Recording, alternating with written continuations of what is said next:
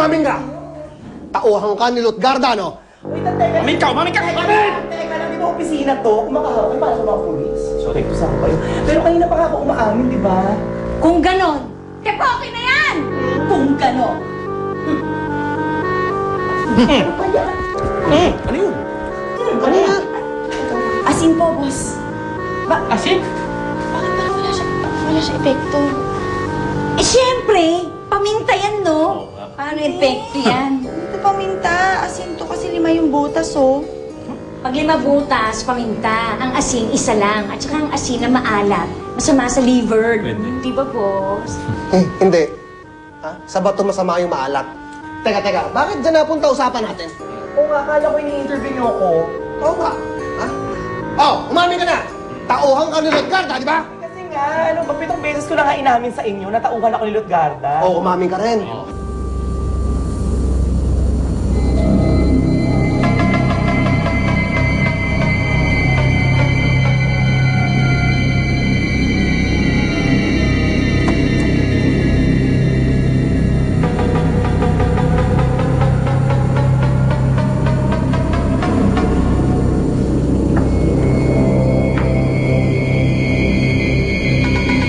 Matakot. Hindi ako kaaway. Ang totoo niya, baka matulungan kita sa problema mo. Paano? Pakiramdam ko, wala akong kwentang Black Rider. Dahil hindi ko naman nailigtas si Narde. Eduardo, naligtas naman siya ni Pancho, di ba? Yun nga ibig kong sabihin eh. Ako tong may kapangyarihan, si Pancho pa na ordinaryong tao nakapagligtas sa kanya. Inuna ko pa yung mga frat boys. Parang walang kwenta. Huwag ka masyado malungkot, Eduardo. Lumalabas ang mga lines sa face mo. Smile ka naman dyan. Yeah.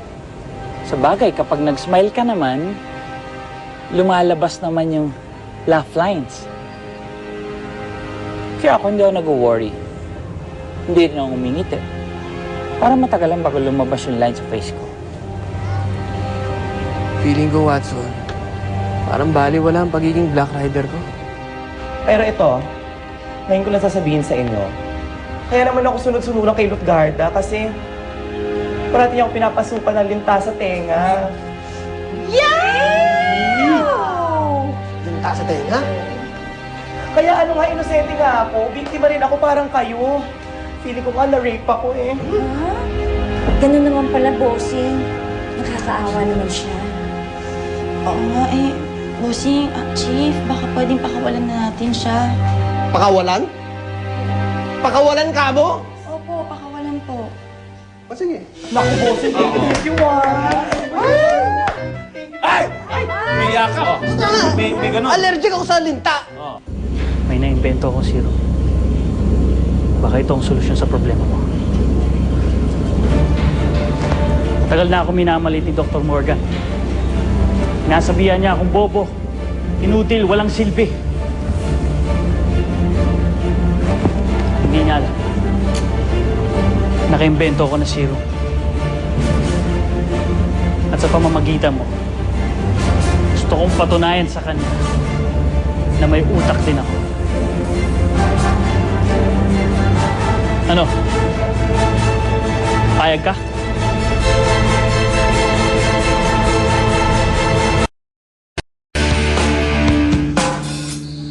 Ang daling utuin ng mga nag-interview sa akin. Totoong naging sunod-sunuran lang ako sa kagustuhan ni Lutgarda.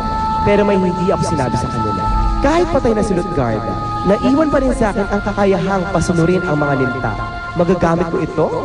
Ay! Hi, Pogi. Hindi ako pumapatol sa bakla.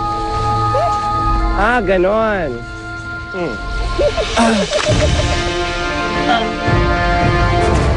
Pumapatol ka na ngayon. Anong ginawa mo sa kanya? Black Rider? Black Rider.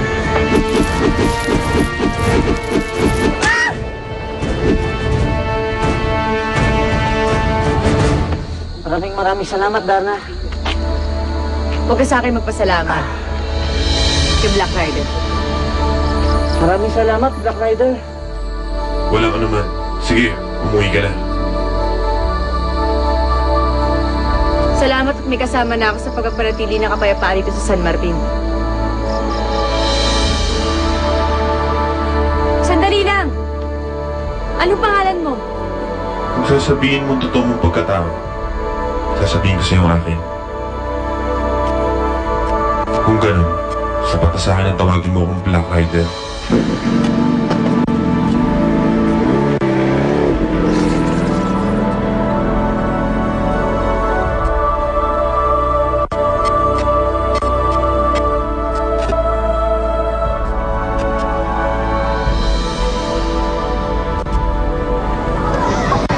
Salamat at may kasama na ako sa pagpapanatili ng kapayapaan dito sa San Martin.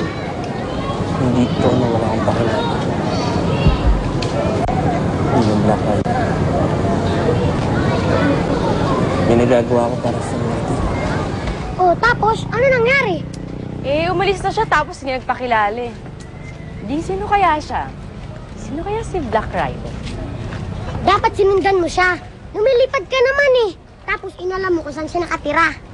Alam mo ding mali yun. Kung may nililihim siya, dapat igalang natin yun. Parang si Darna. Diba? May lihim siya na dapat hindi malaman ng mga tao. Di wag ka na lang magtanong. Ano bang masama ding interesado ako eh. Saka ba't ba ang sungit mo? Tatanong lang.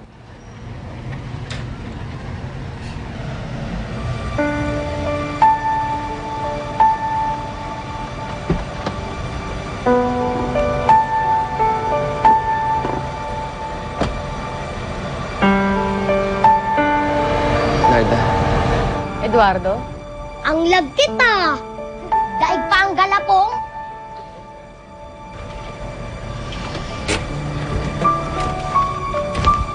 Narda! Pancho? Narito ka na naman. Di ba narito ka na kaninang hapon? Yayayain ko sana kayong dalawin si Aleli sa ospital eh.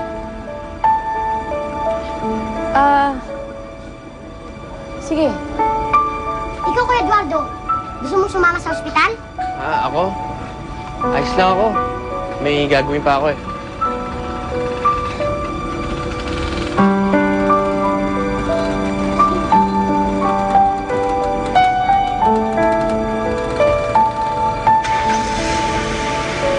Hina naman kasi ng manok ko eh. Huli ka na. Buti naman at patay na yung babaeng linta na yan. Sobra siya ha. Pati ako kinopya. Pati ka mo sa Tinarda, kinopya. Sabi nga niya, ikaw yung sadya niya eh. Bakit pati kaya ikaw kinopya niya, Narda, no? Ha? Hindi ko alam. Pero alam mo, galit na galit siya sa'yo. May binanggit pa nga siya sa akin eh. Yung bato? Ano ba yung bato na yun? Bato? Ay, naku, Tinarda. Baka yung tinutukoy ni Lutgarda yung malaking bato sardin. Baka yun ang tinutukoy ni Lutgarda, yun. Ha? Di ba? Pinatanggal mo pa nga yun kasi pinamamahayan ng mga linta yun. Siguro dun siya nagalit kasi inalisan mo ng mga baka yung linta. Oo nga, oo. Ang babaw naman nun? Para sa'yo mababaw. Pero kay babaeng linta, serious. Ha? Serious. Pero alam mo, Narda, sana nung kinopya ka ng babaeng lintanan yun, sana dumating si Eduardo eh. Para may Narda kay Eduardo, may Narda pa kay Pancho. Diba? Ano? Ang galing mo. Para yung fake Narda, yung si Lutgarda, mapunta kay Pancho. Ikaw talagang bata ka, ako na naman ang nakita mo. Ano na naman ba tinira mo, ha? Ano? Oh, Aleli, ngayon na palang labas mo? Opo, Doktora Deborah. Mag-iingat ka na, ha? Doktora Deborah, kanina ko pa ho kayo hinihintay. Halika na, Mirna.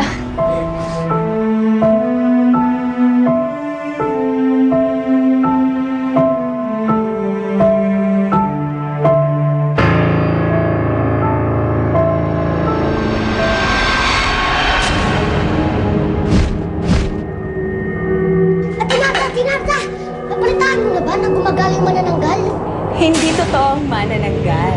Meron na kami na biktima eh. Buntis rin pong katulad ko. Siguro, mababangis lang na hayop na pagala-gala yun. Bakit pa puro halimaw na lang ang ating pinifeature? Dapat naman meron tayong tinatawag na superhero Black Rider! Baka pisahin ito. Magpapato ka!